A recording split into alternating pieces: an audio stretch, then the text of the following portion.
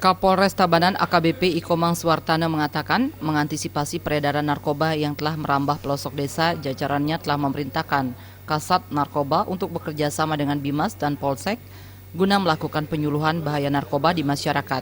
Di samping itu, bekerja sama dengan BNN Provinsi dalam melakukan sweeping ke kafe-kafe yang berada di pedesaan. Dari hasil pemeriksaan, banyak ditemukan pekerja wanita menggunakan narkoba justru di tempat kosnya, bukan di tempatnya bekerja. Dari Januari hingga September 2015, jajaran Polres Tabanan telah mengungkap 9 kasus narkoba dari berbagai kalangan. Untuk itu diperlukan kewaspadaan semua kalangan untuk mengantisipasi peredaran narkoba terutama di pedesaan.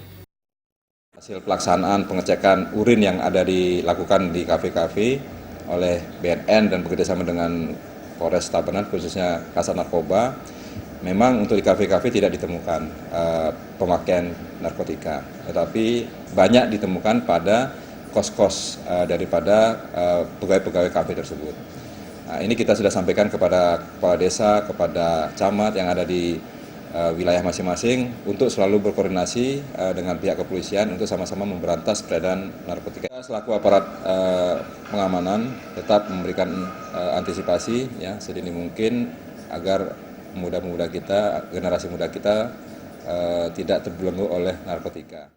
AKBP Ikomang Suartana mengatakan penerapan awig-awig desa adat perlu dimaksimalkan dalam memberantas peredaran narkoba di samping penegakan hukum oleh kepolisian. Pihaknya menghimbau masyarakat berperan serta memperhatikan dan mencegah peredaran narkoba di lingkungan sekitar. Rai Swantara dan Adi Setiawan, Bali TV.